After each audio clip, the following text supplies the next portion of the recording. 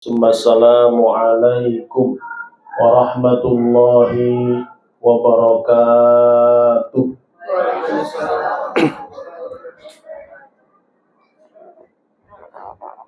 Tak ada kata terindah kita ucapkan siang hari ini kecuali dengan memuja dan memuji Allah dengan sama-sama mengucapkan Alhamdulillahirabbil alamin. Kenapa kita memuji Allah? Allah izinkan kita masih berada di atas buminya. Sebelum tiba waktunya, kita berada di dasar buminya. Kenapa kita memuji Allah? Allah izinkan kita menarik nafas, menghembuskan kembali sebelum tiba waktunya, tarikan terakhir dan hembusan terakhir. Kenapa kita memuja dan memuji Allah? Karena Allah izinkan kedua kaki ini masih mampu melangkah. Allah izinkan kedua mata ini melihat. Allah izinkan kedua telinga ini mendengar. Sebelum tiba waktunya, semuanya dihentikan oleh Allah Subhanahu wa ta'ala. Oleh karena itu, pandai-pandailah kita memuja dan memuji Allah dengan mengucapkan Alhamdulillahirabbil alamin. Alhamdulillah ya Allah, Kau bangunkan kami dari tidur kami semalam yang nyenyak. Kau bangunkan kami di waktu pagi, melaksanakan sholat subuh, bangun tidur. Kita awali dengan doa bangun tidur, yaitu Alhamdulillahilladzi ahyana ba'dama amatana wa ilaihin nusur. Segala pujimu bagimu ya Allah yang telah menghidupkan aku setelah aku mati semalam, dan hanya kepadamu ya Allah kami akan dikembalikan. Kita bersyukur tadi malam bangun pah waktu sholat subuh bangun. Ada yang membangunkan pah bangun waktu subuh tiba. Bangun pah waktu subuh telah tiba. Dibangunkan 2-3 kali. Ternyata tidurnya keterusan. Apa kalau tidur keterusan? Meninggal dunia. Kemarin baru saya memandikan jenazah. Kenapa? Karena tidurnya keterusan. Istrinya cerita, Pak Ustadz, pas dibangunkan sholat subuh, suami saya sudah tak bangun. Kalau seandainya maaf cakap, ada di antara keluarga kita hari ini, kita bangunkan, ia tak bangun kembali, meneteslah air mata kita, sedihlah rasa hati ini. Maka kita panjatkan puja dan puji syukur, Allah masih beri kesempatan sehat walafiat, panjang umur, semoga seluruh keluarga besar berada dalam lindungan Allah Subhanahu wa ta'ala. Yang kedua, Nun jauh di sana, manusia agung tercatat dalam tinta emas sejarah. Maka kita ucapkan selawat kepada beliau dengan mengucapkan Allahumma salli ala Sayyidina Muhammad wa ala ali Sayyidina Muhammad. Selawat kepada keluarganya, para sahabatnya, mudah-mudahan kita semua berada dalam syariat yang dibawa beliau sampai hari kita berjumpa dengan baginda Rasul sallallahu alaihi wasallam. Alhamdulillah, siang hari ini kita bisa bersilaturahim, berkumpul, bermuajahah. Semoga semua kita berada dalam kesehatan, sehat zahir dan batin. Allah tetapkan keimanan dan keislaman kita, senantiasa kita berada dalam bahagia dunia, lebih-lebih bahagia akhirat, sebagaimana doa yang selalu kita panjatkan, Rabbana atina fid dunya hasanah wa fil akhirati hasanah. Rabbana, Tuhan kami, atina, berikanlah kepada kami, fid dunya hasanah, di dunia kebahagiaan, wa fil akhirati hasanah. Ternyata tak cukup hanya bahagia dunia, kita juga mohon di akhirat berada dalam kebahagiaan. Apa bahagia akhirat? Dijauhkan dari siksa api neraka.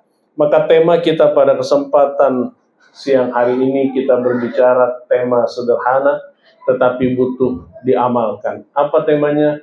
Doa dan zikir. Pertanyaannya adalah, ma huwa doa? Apa sih doa? Kira-kira apa? Bu Mika, apa itu doa? Apa doa? Permintaan, boleh. Apa lagi? Apa itu doa? Apa itu?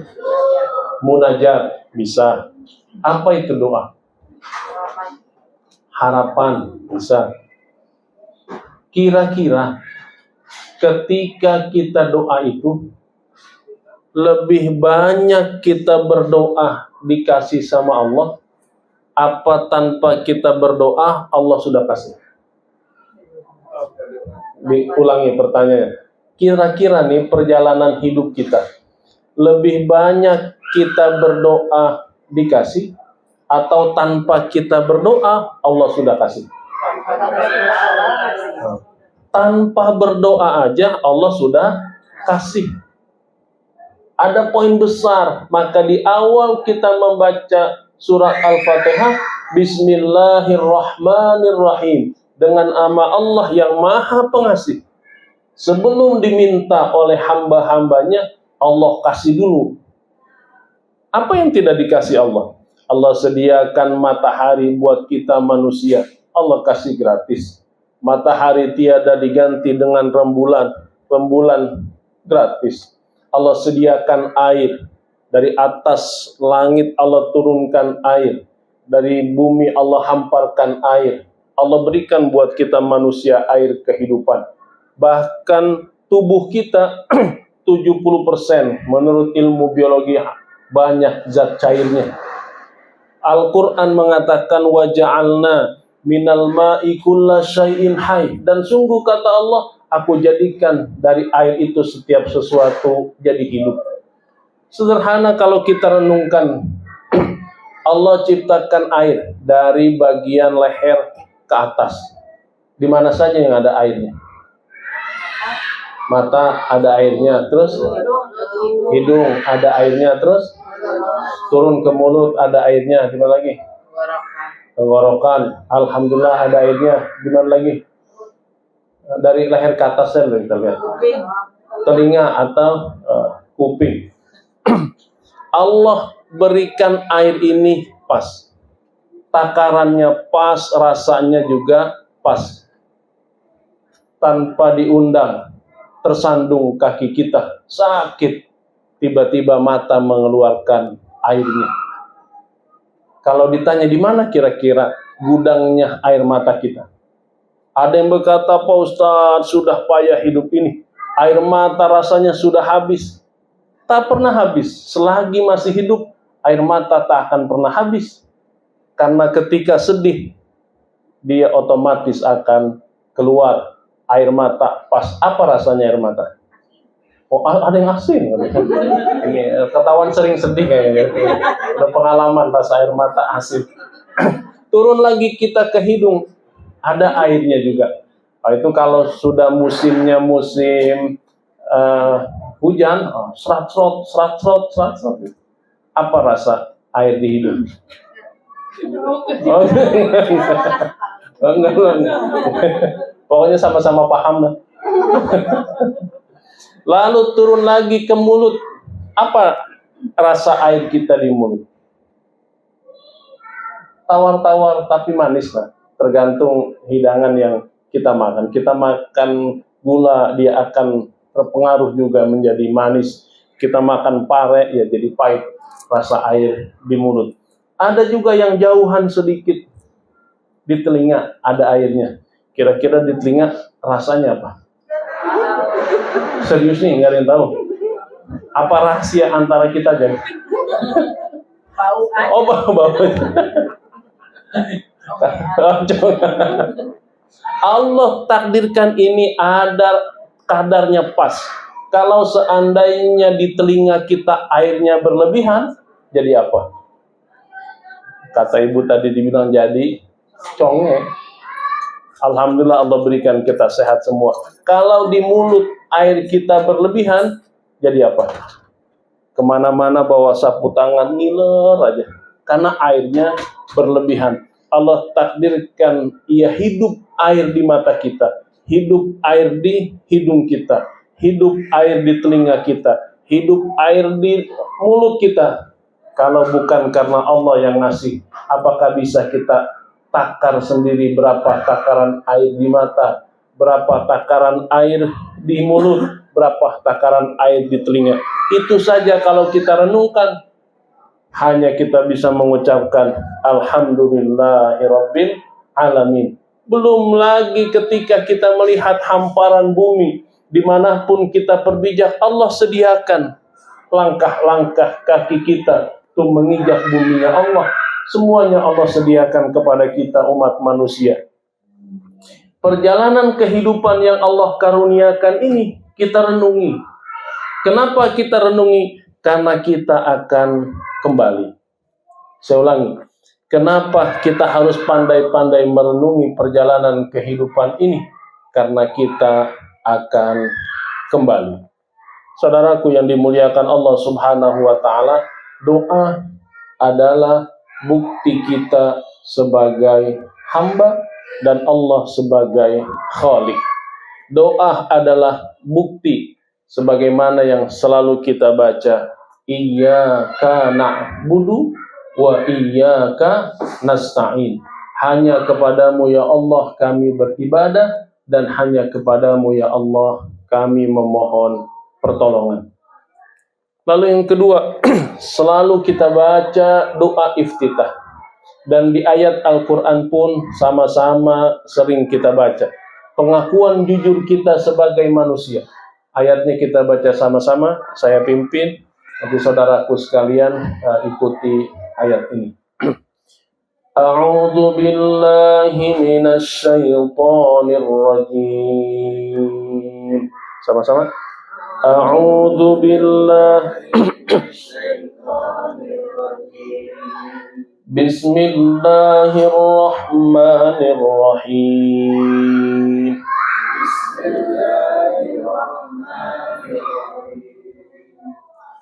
Qul inna salati wa nusuki wa mahyaya wa mamati lillahi rabbil alamin. Qul inna salati wa nusuki wa mahyaya wa mamati lillahi rabbil alamin. Sering kita baca ketika kita membaca doa iftitah, Qul, katakanlah, inna sholati, sesungguhnya sholatku, wa nusuki, dan ibadahku, wa mahyaya, dan hidupku, wa mamati, dan matiku. Buat siapa? Lillahi rabbil alamin. Untuk Allah Tuhan seluruh sekalian alam. Jadi apa yang kita banggakan? Merasa kuatkah kita? Ya, mungkin hari ini usia 30-40 tahun kita merasa paling kuat. Bolehlah. Tetapi ketika usia itu dipanjangkan terasa 60 tahun, 70 tahun, kemana tenaga yang mengaku kuat? Ya, hari ini kita berkata kita mampu melakukan apa yang bisa kita lakukan. Akan tiba saatnya ketika sudah tak mampu menggerakkan kedua kaki ini. Ya, hari ini ketika kita melihat jelas, tapi akan tiba waktunya pandangan akan buram. Hari ini ketika telinga kita mendengar dengan begitu jelasnya, akan tiba saatnya saudara kita memanggil, diulang lagi, dipanggil lagi, masih berkuranglah pendengaran kita. Dan akan tiba saatnya sesuai yang kita katakan, hidupku ya Allah, dari sejak lahir, bayi, kanak-kanak, remaja, dewasa, berumah tangga, menjadi orang tua hidupku ya Allah untuk Allah. Wa mamati, dan kematian kita adalah untuk Allah, Tuhan seru sekalian alam. Kalau keyakinan ini sudah ada, keyakinan ini sudah lembaga di hati orang-orang yang beriman, maka tak usah khawatir dengan kehidupan dunia. Karena bahagia sebentar, sedih pun sebentar. Kalau saya tanya, mau nggak kita bahagia terus? Tawa terus, mau? Saya ulang pertanyaan ini biar paham. Mau nggak bahagia terus? Ketawa terus. Di rumah ketawa, dia keluar dari rumah ketawa, dia di mall ketawa, ke pasar ketawa. Mau ketawa terus? Kok nggak mau? Nah. Capek. Mungkin ntar dia bilang obatnya udah habis.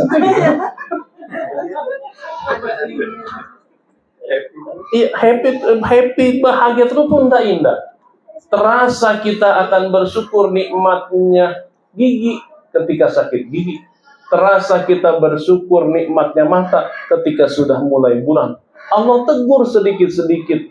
Maka bahasa Al-Quran, la tafrahu bima atakum wa la tahzanu bima fatakum. Jangan terlalu senang kalau dapat kesenangan.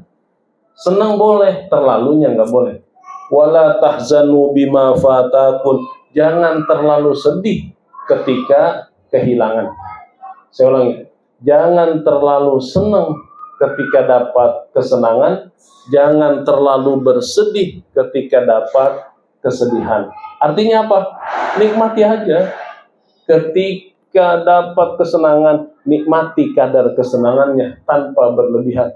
Karena ketika berlebihan, bahaya. Ketika dalam kondisi sedih diuji oleh Allah, maaf cakap, kehilangan. Kalau ditanya, siapa di antara kita yang redo ayahnya meninggal dunia? Siapa di antara kita yang ikhlas ibunya meninggal dunia? Nggak ada. Kalau dikatakan saya redo, nggak ada manusia yang redo. Orang tua yang dikasihi dan dicintainya pindah dari alam dunia ke alam kubur. Tetapi di sana kita sedih. Sedihlah. Sedih sewajarnya. Ketika dapat musibah, sedih itu adalah satu karunia. Bahaya kalau ada musibah, ia tak bersedih. Oleh karena itu diingatkan kita dalam Al-Quranul Karim, perjalanan kehidupan yang sederhana ini, kehidupan yang sebentar ini, senang ya sebentar, sedih pun sebentar, sakit ya sebentar, sehat pun sebentar. Apapun yang kita lakukan berada di dunia, ya sebentar. Kalau ditanya mau berapa tahun kita hidup di alam dunia ini, umpamanya boleh pesan, request lah. Datang malaikat Israel yang sedang hadir dalam pengajian, silahkan request mau usia berapa tahun. Kira-kira kalau kita minta usia panjang berapa tahun? Ada yang mau 2000 tahun? Enggak, kenapa Bu? Kok enggak mau? Udah. Ada yang 100 tahun, kira-kira 100 tahun nih usia kita. Udah enggak kemana-mana. 80 tahun lah. Masih oke lah, Allah berikan kita sehat walafiat. Masih bisa, kayaknya kalau 80 tahun ya masih bisa kumpul-kumpul. Tapi maaf cakap, ada saya diundang ke tempat di Pondok Indah, panggil. Ditelepon, Pak Ustadz tolong ke rumah. Datanglah saya ke rumah. Ngobrol di depan, ada apa Ibu? Tolong ke kamar atas Pak Ustadz. Ini kamar atas. Ternyata orang tuanya berbaring. Wah, usia Bapak berapa? Usia orang tua saya sudah 82 tahun. Tetapi sudah 3 tahun berada di atas tempat tidur. Logika ketika itu, coba kita renungi. Kalau kita seorang ibu membesarkan anak, apa doa kita? Semoga sehat, panjang umur. Nah, selesai set itu turun ke bawah. Biar saya tanya Ibu, ketika merawat orang tua yang sudah 3 tahun di atas tempat tidur, apa doanya? Kira-kira apa yang bisa kita bacakan doanya? Ya, orang tua kita 3 tahun berada di atas tempat tidur, makan di situ, pup di situ, semua aktivitas di situ. Anak yang ngurus. Saya tanya, kenapa Ibu panggil saya? Saya justru ingin mengumpulkan keluarga Pak Ustadz. Kakak saya tak mau datang ke rumah ini, tak mau mengurus orang tua sama-sama gantian, tidak mau gantian. Jadi masih perhitungan. Satu dia mau datang sehari 2 hari. Sedangkan orang tua ini ada di rumah saya 24 jam saya menjaganya. Saya minta kakak saya datang ke sini 2-3 hari. Saya minta adik saya, ini sudah hampir 1 tahun, tak ada yang mau datang ke sini. Maka saya bilang, ketika ini menjadi tanggung jawab ibu, berbahagialah. Pintu surga sudah Allah bukakan karena kesempatan teristimewa merawat orang tuanya. Bukankah dulu waktu kita kecil, kita dibersihkan, dimandikan, makan disuapi, jalan dibantu. Maka 3 tahun ini adalah pengabdian kita sebagai anak. Sabar. Memang ini rasanya berat, tetapi bagi orang-orang yang beriman ketika ini dijadikan ladang ibadah, ini adalah ibadah kita kepada orang tua. Dan tidak semua anak siap menerima kondisi ini. Maka doa yang kita panjatkan adalah Allahumma inna nas'aluka husnul khotimah. Ya Allah, ketika meninggalkan alam dunia ini dalam keadaan husnul khotimah. Apa salah satu ciri husnul khotimah? Tidak merepotkan keluarganya. Ada nggak orang yang, oh kemarin dia baru ngobrol sama saya, oh tiba-tiba di WA di grup, inna lillahi wa inna ilaihi rajiun, tanda husnul khotimah. Oh kemarin enak, saya baru satu pengajian, kumpul bareng, ngaji bareng, membahas masalah sodakoh. Dia ikatannya ingin bersodakoh, membangun masjid. Ya Allah, cita-citanya belum tersampai, tetapi dia matinya dengan mudah. Ini salah satu ciri husnul khatimah. Poin yang kedua, kalau kita sudah berikrar kepada Allah bahwa Allah adalah Tuhan kita, Allah adalah Khalik kita, maka kewajiban kita adalah yang pertama ibadah. Kalau ditanya, Allah menciptakan malaikat. Malaikat apa tujuan diciptakannya? Hanya satu, taat. Allah menciptakan iblis. Apa tujuan Allah ciptakan iblis? Hanya satu, membangkang. Jadi kalau malaikat diciptakan hanya untuk taat. Dari mana kita tahu? Dari Al-Quranul Karim. Ibadun mukramun la ya'sunallaha ma amarahum wa yaf'aluna ma yu'marun. Malaikat adalah hamba-hambaku yang mulia. Dia selalu mengerjakan apa yang aku perintah dan selalu taat atas apa yang aku perintahkan kepada para malaikat. Kalau iblis Allah ciptakan hak untuk membangkang. Dari mana kita tahu? Iblis berkata kepada Allah, ya Allah, gara-gara Adam saya terusir dari surga. Oleh karena itu kata iblis, anzirni ila yaumi yub'atsun, beri saya umur panjang sampai hari berbangkit. Tuh, iblis aja minta umurnya umur panjang. Sampai kapan? Sampai hari berbangkit. Apa tujuannya minta umur panjang? Untuk menggoda anak keturunan Adam alaihissalam agar tergelincir dari keimanan masuk kepada kekufuran. Maka pandai-pandai kita menjaga keimanan yang Allah sudah berikan.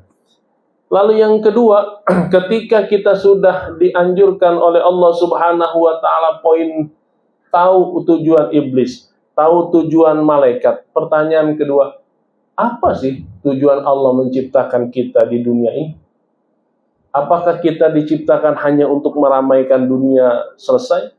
Apakah kita diciptakan hanya untuk meramaikan kehidupan dunia jalan sana, jalan sini, makan, tidur, minum, jalan, selesai. Ataukah ada misi yang teristimewa? Ternyata misi teristimewa kita diciptakan di dunia ini adalah wa ma khalaqtul jinna wal insa illa liya'budun, dan tidaklah aku ciptakan jin dan manusia kecuali hanya untuk beribadah. Jadi adanya kita di dunia untuk beribadah. Maka ibadah salah satunya, nanti kita bahas lain kesempatan konsep ibadah. Ibadah salah satunya adalah doa. Contoh, kan keseharian kita diajarkan doanya semua. Coba cari sesuatu yang tidak ada doanya. Dalam Islam, semua aktivitas kita ada doanya. Bahkan ada doa. Ketika kita baca doa itu, pasti langsung dikabulkan. Apa, Bu? Ada doa, kalau ibu amalkan doa ini, ibu baca, bapak baca, ketika ibu bapak baca, langsung dikabulkan. Apa doanya? Doanya pasti sudah hafal semua. Allahumma barik lana fima rozaqtana wa qina adzabannar. Dikabulkan, Bu? Langsung kan? Iya. Kalau nggak ada yang dimakan, nggak baca doa itu salah. Pasti udah ada di depan tuh, udah ada depan, kita baca itu pasti udah langsung dikabulkan. Kadang-kadang kita nggak sadar itu. Doa langsung dikabulkan. Dan doa ini, poin ibadah ini yang merubah. Ini poin pentingnya. Doa adalah yang merubah perbuatan dunia jadi pahala akhirat. Saya ulangi. Doa yang kita baca adalah perbuatan dunia yang merubah menjadi pahala akhirat. Contoh nih, disediakan minum. Alhamdulillah ada teh manis, ada air putih. Saya minum. Kalau air ini saya minum, ini contoh ya. Kira-kira apa yang saya dapati? Lega tenggorokan, terus apa? Belum kan baru contoh pertama. Tenggorokan basah. Terus ya kalau mau minum aja Ustaz, nggak usah contoh-contoh gitu. Itu suudzon Ustaz, nggak boleh suudzon. Itu contoh pertama. Kalau contoh kedua, Bismillahirrahmanirrahim. Apa yang saya dapati? Pahala. Apa bedanya pertama dengan kedua? Pertama sekedar minum. Kambing minum, sapi minum, orang non muslim minum, kafir minum, musyrik minum, tak beriman minum. Lalu orang-orang yang beriman juga minum. Apa yang membedakan? Kira-kira sudah paham belum? Kalau saya contohkan lagi. Contoh, Bismillahirrahmanirrahim. Ini contoh. Maksud saya biar paham, agar ada. Ketika ini dibawa dengan nama Allah, ada doanya Bismillah, yang kita lakukan adalah ibadah, tercatat dalam amal kebaikan. Tapi ketika minum, sekedar minum, hanya perbuatan dunia. Saya ulang, kalau minum hanya sekedar minum, sebatas perbuatan dunia. Tapi ketika minum ada nama Allahnya, dicatat sebagai amal akhirat. Disediakan juga pastel, ada kue lumpur. Ini saya baca doa makannya apa enggak nih? Kan minumnya sudah. Nah, kalau saya baca doa makannya, lama dia pesan. Bismillahirrahmanirrahim. Makan kita, ritual itu, hidangannya ada rendang, ada opor, ada berbagai macam ikan, kita nikmati semua. Ternyata makan itu bukan untuk kenyang. Dalam Islam, makan buat apa? Kita terjemahkan doanya. Allahumma ya Allah barik lana, berkahilah fima rozaqnana, apa yang kau rizkikan kepada kami. Lalu waqina adzabannar, dan jauhkan kami dari api neraka. Ternyata tujuan makan kita agar dijauhkan dari api neraka. Karena kalau bisa makan, kenyang, ibadah insya Allah lancar. Kalau lapar, Allah, aduh, udah sakit perut. Tapi karena Allah beri kenyang, makanya saya bilang kepada santri saya di pondok itu, nomor 1 makan. Tuh, saya bawa ise tuh. Ise nomor 1 makan. Bukan nomor 2, bukan nomor 1 sholat. Enggak, sholat nomor 2. Ya, kalau di sini sholat nomor berapa? Nomor 1, Pak. Oh, nomor 1. Tuh, tahu. Nomor 1 syahadat, sholat nomor 2. Ya, nomor 1 makan. Iya, karena kalau kita enggak makan, kita enggak bisa belajar. Kita enggak bisa berangkat sekolah, kita enggak bisa sholat. Maka di pondok yatimku nomor 1 adalah makan. Kalau sekolah, saya umumkan hari ini sekolah libur. Kira-kira senang apa senang? Senang lah, wah senang libur. Jadi bisa main pingpong, yang main bulu tangkis, main bulu tangkis, senang deh. Tapi kalau hari ini diumumkan, hari ini makan libur. Oh, di demo, saya di demo urusannya. Maka makan sehari 3 kali, tidak ada kata libur. Ketika kita makan menghindarkan kita dari api neraka, maka selesai makan kita memuji Allah. Alhamdulillahilladzi at'amana wa saqana wa ja'alana minal muslimin. Terima kasih ya Allah, segala puji. Kau beri kami minum, kau beri kami makan, dan kau jadikan kami orang-orang muslim. Ada makanan terhidang begitu istimewanya, tapi dia tak boleh makan karena sudah pantangan. Ada penyakit yang harus dijaga makanannya. Selesai kita makan, rapi-rapi rumah, berangkatlah kita keluar dari rumah. Pertanyaan saya, keluar rumah pun ada doanya. Apa doa keluar dari rumah? Bismillahi tawakkaltu 'alallah la haula wala quwata illa billah. Naik kendaraan kita, Allah dan Rasul ajarkan pula doanya. Apa doa kita naik kendaraan?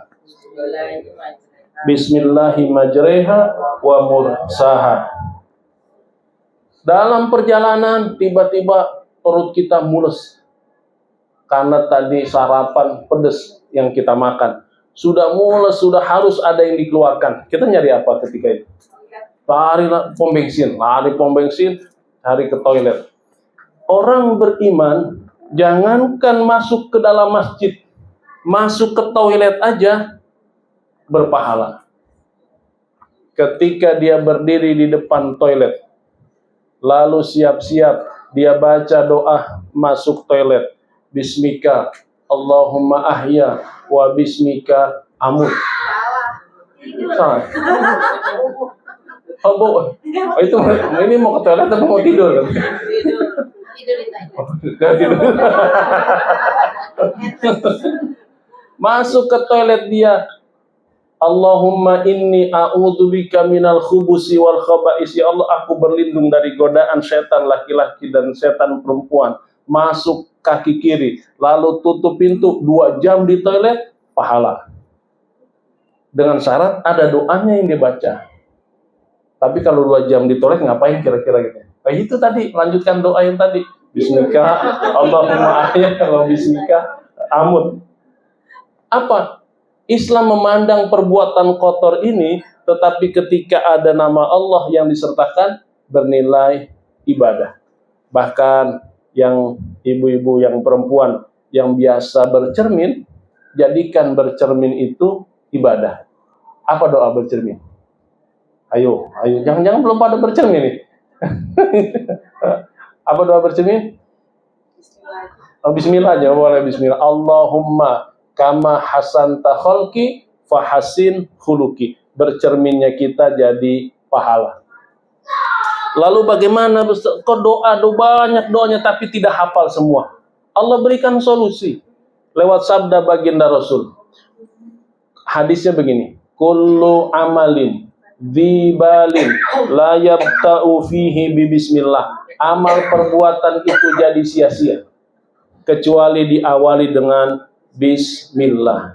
Saya ulangi, setiap amalan perbuatan kita jadi sia-sia kecuali amalan itu diawali dengan bismillah. Jadi pelajarannya adalah kebaikan yang kita lakukan diawali dengan bismillah agar menjadi ibadah. Mau minum, bismillah. Mau makan, bismillah. Mau ngepel, bismillah. Mau cuci piring, bismillah. Mau nyuci baju, bismillah. Mau jemur baju, bismillah. Tapi bismillahnya di dalam hati. Jangan nih sebagian kembali ke rumahnya, lalu sampai rumah buka pintu, bismillahirrahmanirrahim.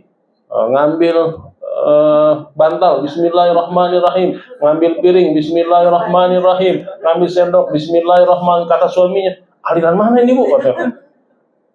Cukup di dalam hati. Itu juga yang kita latih kepada anak-anak kita. Ketika kita suapkan nasi, makan, enak, bismillah. Pelajaran dari sejak dini diajarkan mengucapkan nama Allah Subhanahu wa ta'ala. Ini doa yang pertama ketika kita amalkan merubah perbuatan dunia menjadi pahala akhirat. Yang pertama. Lalu yang kedua, kenapa kita berdoa? Doa adalah senjata yang Allah berikan, bisa menembus dasar lautan, bisa menembus beda alam, bisa menembus beda dimensi. Maka doa dikatakan ad-du'a silahul mu'minin. Doa adalah senjata orang-orang beriman. Kita tahu kisah Nabi Allah, siapa Nabi yang dimakan ikan? Nabi Yunus alaihissalam. Apakah dia bawa pisau? Tidak. Apakah dia bawa senjata? Tidak. Ketika berada di perut ikan, apa yang dia baca? Apa doanya? Ibu yang tahu apa doa Nabi Yunus ketika beradu? Langsung ini tanya Mbah Google aja, Mbah Google. Doa Nabi Yunus ketika dimakan ikan. La ilaha illa anta subhanaka inni kuntu minas. Langsung hafal kan? Aku dikasih palaknya dulu baru ikut semua. Terlemparlah kembali ikan tersebut, muntah Nabi Yunus kembali ke kampung halamannya. Kenapa dia sampai dimakan ikan? Sederhana ucapannya. Ya Allah, umatku diajak beriman, enggak pada mau. Kalau begini saya pergi aja. Bahasa gitu doang.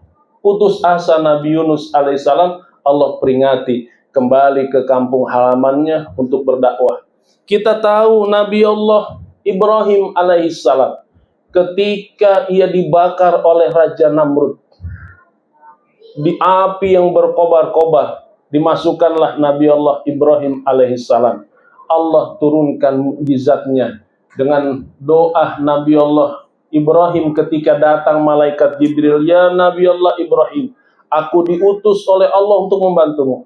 Apa kata Nabi Ibrahim? Ma yuhimmunilak, saya enggak ada urusan dengan Anda. Coba, Nabi Ibrahim didatangi malaikat Jibril mau bantu. Apa jawaban Nabi Ibrahim? Saya tidak ada urusan dengan Anda malaikat. Urusan saya dengan Allah. Karena sudah berdoa, minta kepada Allah. Lalu Allah turunkan ayatnya yang sering kita hafal. Ya narukuni bardan wasalaman ala Ibrahim. Hai api, jadilah dingin. Maka ketika itu, kalau ada ibu-ibu lagi ngerebus ayam, ayamnya nggak matang. Mau apinya jadi dingin. Ada bapak-bapak yang mau nyeduh kopi, airnya nggak panas-panas. Gara-gara doa Nabi Ibrahim. Itu di Banten, waktu saya mondok di Banten dipakai buat amalan debus. Kalau debus mau beraksi, dia membakar dirinya, amalannya itu ya narukuni bardan wasalaman ala, sebut namanya. Kalau nama saya Syarif, ala Syarif gitu. Itu amalan orang. Tapi di sini jangan dicoba-coba. Ntar mau dibakar, kebakar beneran. Ketika itu Allah turunkan dengan doa Nabi Ibrahim, api menjadi dingin. Bukan sekedar dingin, wasalaman, dinginnya memberi keselamatan kepada Nabi Ibrahim. Kita baca juga sejarah Nabi Allah Musa alaihissalam dikejar bala tentara Fir'aun, sudah sampai di pinggir Laut Merah. Apa yang bisa dilakukan? Kalau balik habis dibantai oleh bala tentara Fir'aun. Kalau dia lari ke depan, lautan.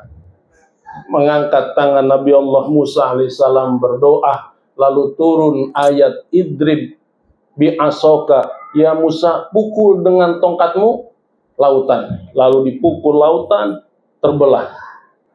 Larilah umat Nabi Musa bersama Nabi Musa melewati laut yang dibelah. Lalu sampai ke tepian, bala tentara Fir'aun mengejar, tetapi dia ditenggelamkan. Wa kana minal mughroqin. Fir'aun dan bala tentaranya termasuk orang-orang yang ditenggelamkan. Ketika tenggelam, masuk air laut ke mulut Fir'aun. Apa ucapan Fir'aun ketika itu? Amantu bi Rabbi Musa wa Harun. Kalau tahu begini, saya iman. Kalau tahu begini, kata Fir'aun, saya beriman. Itu malaikat saking keselnya sama Fir'aun langsung ditenggelamkan. Jadi nggak sempat Fir'aun beriman. Dan diabadikanlah jasad Fir'aun. Jadi kalau ibu bapak berangkat ke Mesir, masuk ke Museum Tahrir, kita buka pintu pertama, langsung disambut sama Fir'aun. Ketiga, keempat, ada doa yang dipanjatkan Nabi Allah Nuh alaihissalam untuk keselamatan umat-umatnya yang telah beriman. Naiklah ke atas perahu bersama Nuh alaihissalam. Apa artinya? Doa yang kita panjatkan adalah senjata orang-orang yang beriman.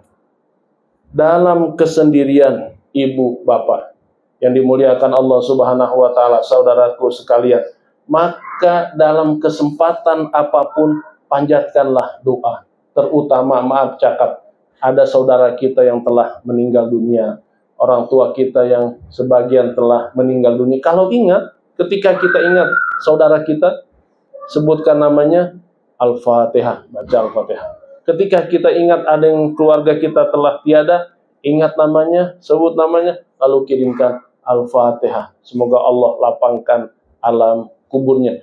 Karena doa yang kita baca menembus alam dunia ke alam barzah. Doa yang kita baca di alam dunia menembus sampai ke alam kubur. Ada yang bilang, Pak Ustadz, apakah bacaan surat Al-Fatihah sampai ke alam kubur? Saya tanya, alamatnya sudah benar nggak nulisnya? Benar Ustaz. Siapa? Saya sebut namanya Fulan bin Fulan. Kalau sudah disebut namanya Fulan bin Fulan, dengan niat baca surah Al-Fatihah, insya Allah sampai. Kan mana buktinya sampai Ustaz? Saya tanya lagi, kembali nggak surat Al-Fatihahnya? Enggak. Nah, kalau nggak kembali berarti sudah sampai. Kecuali surat Fatihahnya kembali lagi. Nah, itu tidak sampai. Salah kirim, salah alamat. Nah, kalau itu aman, pokoknya bacakan aja surah Al-Fatihah atau baca Al-Quran ke alam dimensi alam kubur sampai. Ini juga yang dicontohkan oleh Nabi Muhammad sallallahu alaihi wasallam ketika ia terusir dari kota Taif. Ketika baginda Rasul sampai ke kota Taif, dilempar batu oleh penduduk kota Taif. Berdarah pelipisnya, berdarah badannya, baginda Rasul lari ke kebun korma. Ketika lari ke kebun korma, datang malaikat Jibril bersama malaikat Jabal, malaikat gunung. Ditawarkan, ya Muhammad, apa yang dilakukan penduduk Taif kepadamu? Sampai kau berdarah. Aku bersama malaikat gunung. Kalau kau ingin Muhammad, aku akan benamkan penduduk Taif dengan malaikat penjaga gunung. Kalau kita rasanya lagi kepepet, lagi disakiti orang, lalu datang pertolongan malaikat, kayaknya sikat malaikat, benamkan penduduk Taif, enak banget. Dapat pertolongan malaikat. Tapi Nabi Muhammad apa? Berdoa. Ya Allah, kalau kakeknya belum beriman, semoga anaknya beriman. Ya Allah, kalau anaknya belum beriman, semoga cucunya beriman. Ya Allah, kalau cucunya belum beriman, semoga cicitnya beriman. Coba sekarang paket umroh kita, jalan-jalannya ke kota Taif. Hampir 100% penduduk Taif semuanya sudah beriman. Doa 14 abad yang lalu dipanjatkan baginda Rasul, penduduk Taif semuanya jadi beriman kepada Allah Subhanahu wa taala. Dan ada doa yang paling Allah kabulkan adalah doa seorang ibu. Makanya seorang ibu sering diingatkan, jangan sembarangan mengucapkan dari lisannya keluar apapun. Ada contoh, kalau saya tanya, siapa imam besar Masjidil Haram? Yang Bumika nih kemarin umroh. Siapa namanya? Imam Sudes. Kenapa dia bisa menjadi imam besar?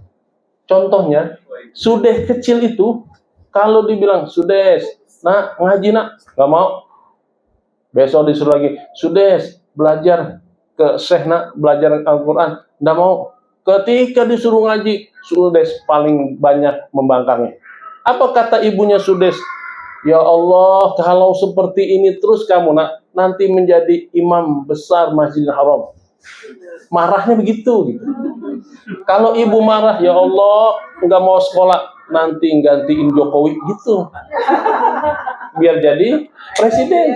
Ini jangan kita kesel, anak disumpahin jadi marah-marah. Bahasa yang keluar tidak enak. Jadi semarahnya ibu saja terbukti. Contoh, ada di Indonesia itu gara-gara marahnya seorang ibu, jadilah dia sesuatu. Apa itu? Itu gara-gara ibunya marah. Keluarlah kata-kata yang tidak baik. Maka marahnya ibu, tetap gunakan kata-kata yang terbaik. Allah Maha mencatat setiap ucapan kita agar anak-anak kita, kan kalau kita doakan yang tidak baik, memang mau anak kita ke depannya.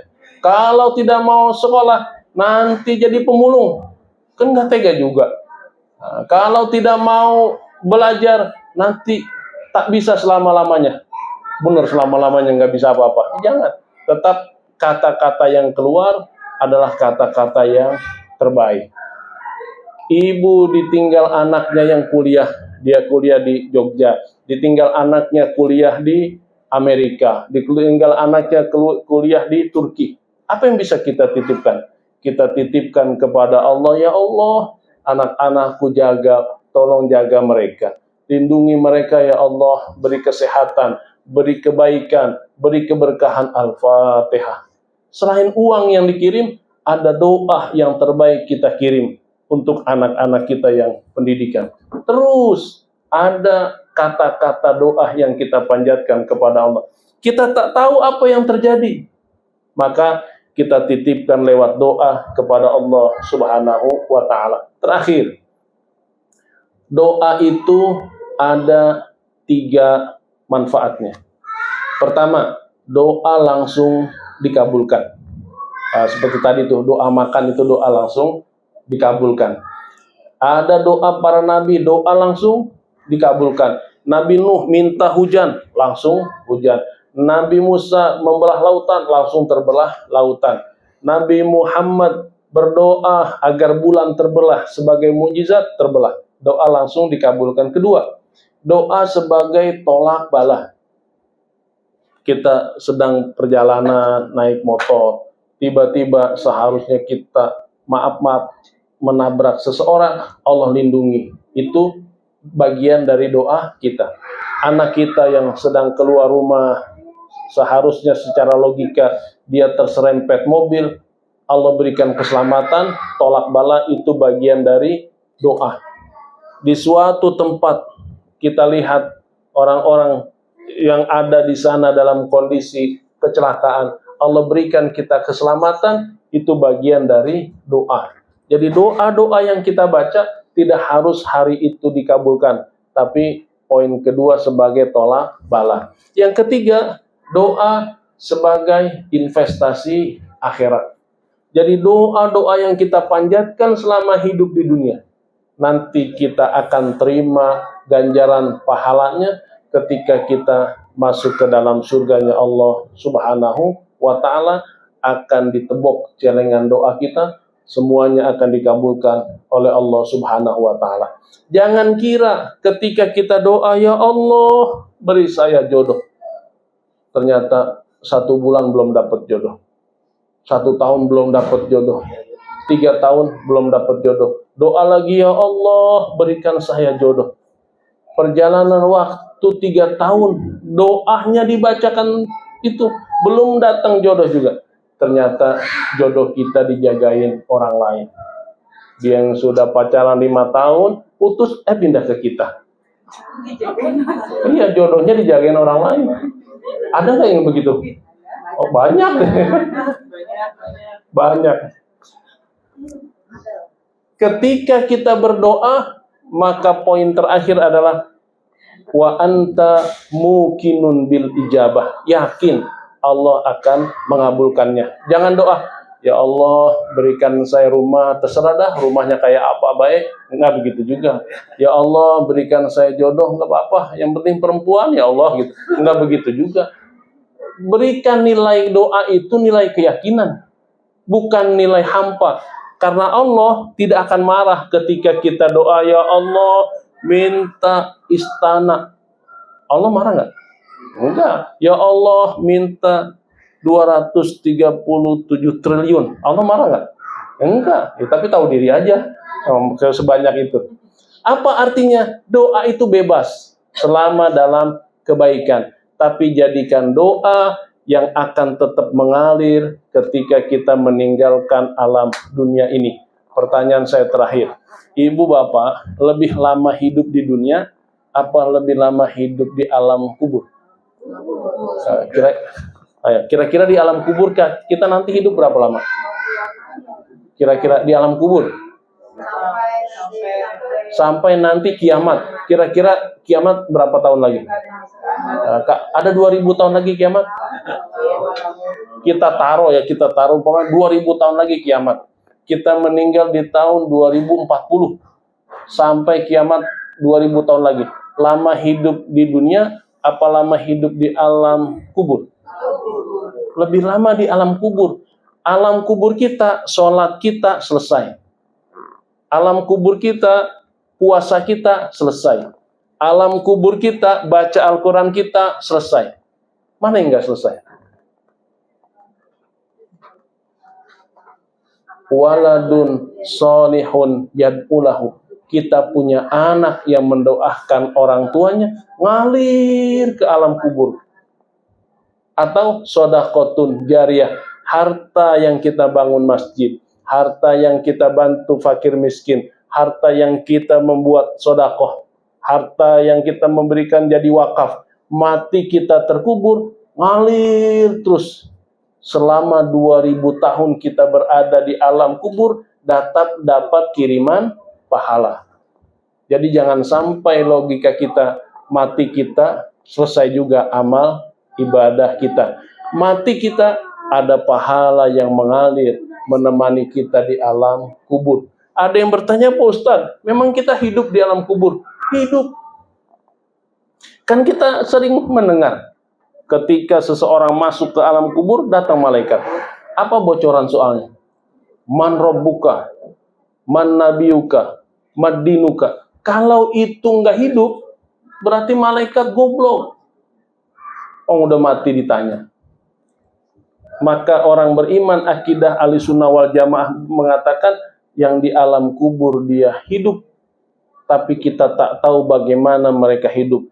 Jadi di alam ruh kita hidup, di alam rahim kita hidup, di alam dunia kita hidup, di alam kubur kita hidup, di alam akhirat kita hidup. Pertanyaan saya, kita semua pernah hidup di alam rahim. Bagaimana hidup di alam rahim? Kan pernah merasakan. Yang pernah kita rasakan aja kita nggak tahu, apalagi alam kubur yang belum pernah kita rasakan. Cuma Al-Quran mengajarkan kepada kita, ya ayyatuhan nafsul mutmainnah irji'i ila rabbiki radiyatan mardiyah. Hai jiwa-jiwa yang tenang, kembali kepada Allah dalam keadaan Allah meredoi kalian dan kalian redo kepada Allah. Jadi kesimpulan terakhir, mari latih apapun yang kita lakukan ada nuansa doanya. Maka kita berdoa kepada Allah, semoga semua keluarga besar kita ini diberi kesehatan oleh Allah Subhanahu wa taala, sehat zahir dan batinnya. Apabila ada yang sakit, Allah angkat penyakitnya. Apabila ada yang berhajat, Allah kabulkan hajatnya. Apabila ada yang berkeinginan, keinginannya dimudahkan oleh Allah Subhanahu wa taala. Apa yang menjadi hajat kita, harapan kita, dambaan kita, impian kita, semoga dikabulkan oleh Allah Subhanahu wa taala. Ala hadhihi niyyah wa ala kulli niyatin shalihah bi barakatil Fatihah. A'udzu billahi minasyaitonir rajim. Bismillahirrahmanirrahim. Alhamdulillahi rabbil alamin, arrahmanir rahim, maliki yaumiddin. Iyyaka na'budu wa iyyaka nasta'in. Ihdinas siratal mustaqim. Siratal ladzina an'amta 'alaihim ghairil maghdubi 'alaihim waladdallin. Allahumma bihaqqil Fatihah, sirril Fatihah, mu'jizatil Fatihah, wa karamatil Fatihah, ya farijal ham, ya kashifal gham. Allahumma iftah lana abwabal khair wa abwabal barakah wa abwabal ni'mah wa abwabas salamah wa abwabal afiyah wa abwabas sihhah ya Allah, wa abwabal ilmi ya Allah, wa abwabal rizki ya Allah, wa abwabal jannah ya Allah. Da'wahum fiha wa tahiyyatuhum fiha salam, wa akhiru da'wana anilhamdulillahi rabbil alamin. Kurang lebihnya mohon dibukakan pintu maaf yang seluas-luasnya. Wal afu minkum. Assalamualaikum warahmatullahi wabarakatuh.